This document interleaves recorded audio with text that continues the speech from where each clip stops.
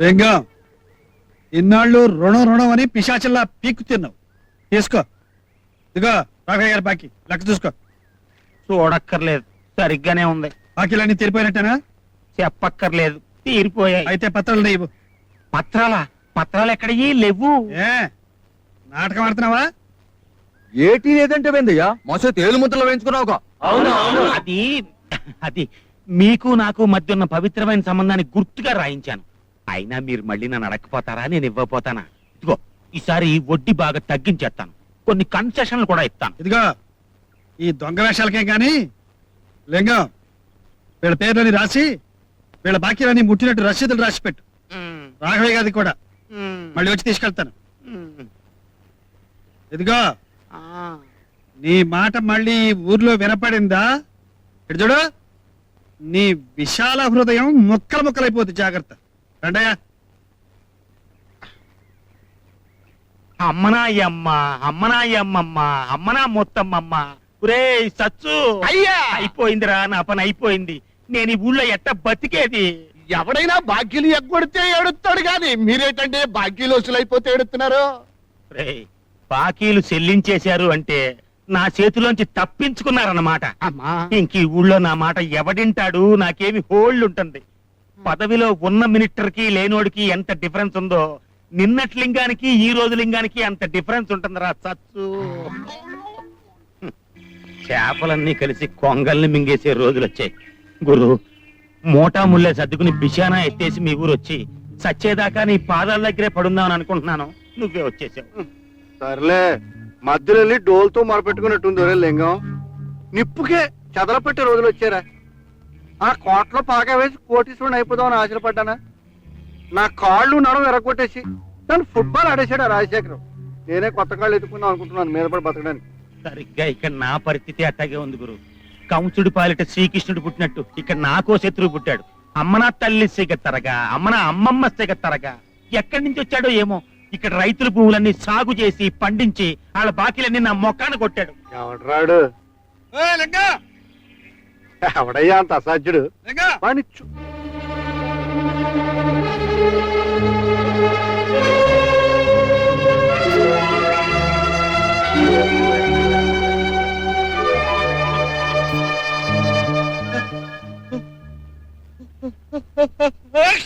చిరంజీవ చెప్తా బాబు.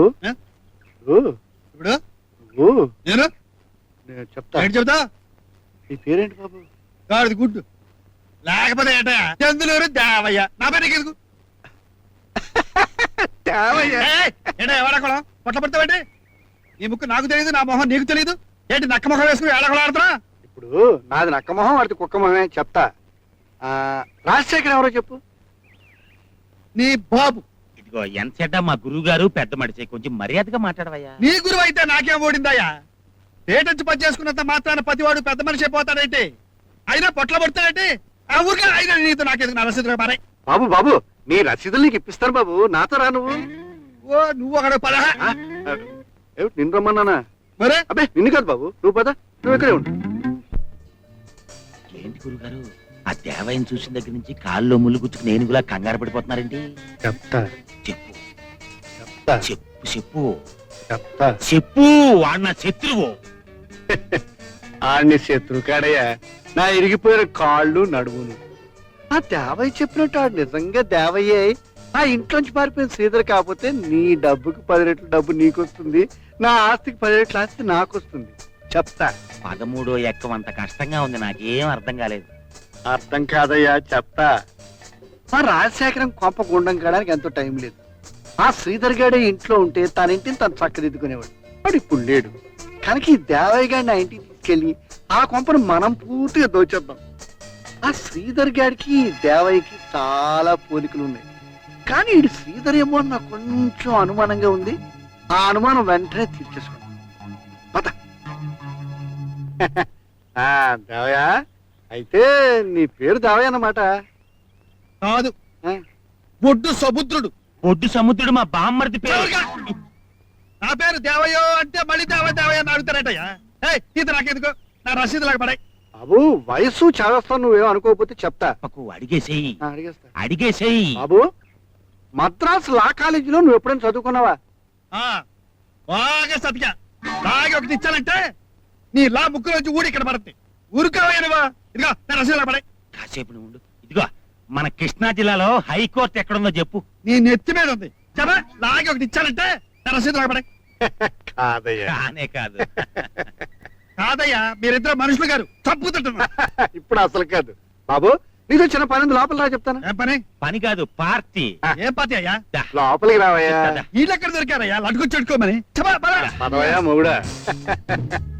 లోపలి పద.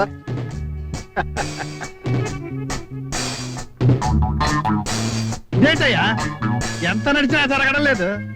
ఎంతమందికి నామం పెట్టి సంపాదించారు ఈ భవనం? లెక్కల తర్వాత చూసుకుందాం గానీ ముందు నువ్వు కూర్చో. అలా కూర్చో. కూర్చుంటారంటయ్యా అసలు విషయం చెప్పకుండా. ఇదిగో దేవయ్య, ఈ మ్యాన్ నాది, ఈ పరుపు నాది. నన్నే కూర్చోవద్దంటే అలాగా మరి బిలో డిగ్నిటీ. మేము కూడా కూర్చుంటాం. సరే కూర్చోండి. చెప్పా. చెప్తా రావయ్యా. నువ్వు ఎప్పుడైనా నాటకాలు ఆడేవయ్యా? చిన్నప్పుడు నాటకాల్లో ఆడవేషాలు వేశాను, మగ వేషాలు వేశాను. రామాపురంలో రాగం మొదలెడితే బొబ్బర్లకు కలిసారు. ఇంత నట సామ్రాట్ మన పక్కన ఉండగా మన నాటకానికి వెళ్ళోటయ్యా. రావయ్యా, ఓ పెద్ద ఇల్లు పెద్ద సమస్యలు పడింది, నువ్వు చిన్న సహాయం చేయాలయ్యా. ఇదిగో మంచి పనులు చెబితే చేయడానికి సిద్ధం. ఏమన్నా లటుకు చిటుకు అని చెప్పారో నావల కాదు. ఇదిగో ఊరికనే వద్దు, నీకు డబ్బిస్తాం. ఆహా, నేను గడ్డి పెడతాను తింటారా? బాబు, మేం చెప్పిన పని చేస్తే నువ్వేం పెడితే అది తింటాం. సరే చెప్పు. చెప్తా. ఇప్పుడు హైదరాబాద్ లో రాజశేఖరం అని ఓ దౌర్భాగ్యుడు ఉన్నాడయ్యా. అమ్మో, ఇదేంటిది? బాబు నువ్వు ఈగలు తోలుకునేటప్పుడు మాతో చెప్పు, మేము దూరంగా ఉంటాం, అప్పుడు తోలుకుందు గాని. పట్టగలి చెప్పు. ఆ రాజశేఖరానికి ఒక కొడుకున్నాడు. ఉమ్. అంత గొప్ప ఇంట్లో హాయిగా తిని తిరగలేక ఉమ్. ఓ రోజు బుద్ధులు అయిపోయి ఇంట్లోంచి వెళ్ళిపోయాడు.